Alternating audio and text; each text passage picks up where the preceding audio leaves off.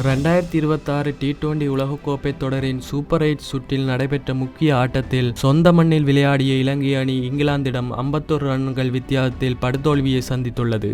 இதன் மூலம் T20 கிரிக்கெட்டில் இலங்கைக்கு எதிராக தொடர்ந்து 12வது வெற்றியை பதிவு செய்து இங்கிலாந்து அணி புதிய சாதனை படைத்துள்ளது.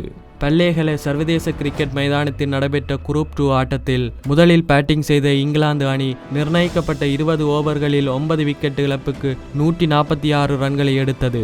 எளிய இலக்கை நோக்கி துரத்திய இலங்கை அணி 95 ரன்களுக்குள் சுருண்டது. டாஸ் வென்ற இலங்கை அணி முதலில் பந்து வீச்சை தேர்வு செய்தது. இங்கிலாந்து அணியின் தொடக்க வீரர்கள் நிதானமாகவே ஆட்டத்தை தொடங்கினர். ஆனால் கேப்டன் ஜோஸ் பட்லர் 7 ரன்களிலும் ஜேக்கப் பத்தேல் 3 ரன்களிலும் ஆட்டமிழந்து ஏமாற்றத்தை அளித்தனர். ஒருபுறம் விக்கெட்டுகள் வீழ்ந்தாலும் தொடக்க வீரர் பிலிப் சால்ட் மட்டும் நிலைத்து நின்று ஆடினார். இலங்கை பந்து வீச்சாளர்களின் நெருக்கடியை சமாளித்து ஆடிய சால்ட் 40 பந்துகளில் 6 பவுண்டரிகள் மற்றும் 2 சிக்சர்களுடன் 62 ரன்களை குவித்தார். வில் ஜாக்ஸ் 21 ரன்களை எடுத்தார். ஹாரி புரூக் 14 ரன்களும் சாம் கரன் 11 ரன்களும் எடுத்திருந்தனர். இலங்கை தரப்பில் இளம் சுழற்பந்து வீச்சாளர் துனித் வெள்ளாளகை சிறப்பாக பந்து வீசி 3 விக்கெட்டுகளை கைப்பற்றினார்.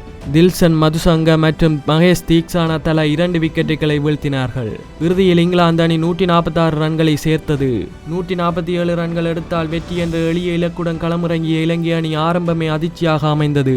ஜோப்ரா ஆர்ச்சர் மற்றும் வில் ஜாக்ஸ் ஆகியோரின் பந்துவீச்சில் இலங்கை அணியின் முன்வரிசை பேட்டர்கள் அடுத்தடுத்து விக்கெட்டுகளை பறிகொடுத்தனர். பதும் நிசங்க 9 ரன்கள், குசல் மெண்டிஸ் 4 ரன்கள், கமில் மிசாரா 6 ரன்கள் என அனைவரும் ஒற்றை இலக்க ரன்களில் வெளியேறினர். கேப்டன் தசுன் ஷனஹா மட்டும் போராடி 30 ரன்களை எடுத்திருந்தார். இலங்கை அணி 16.4 ஓவர்களில் அனைத்து விக்கெட்டுகளையும் இழந்து 95 ரன்களுக்குள் சுருண்டது.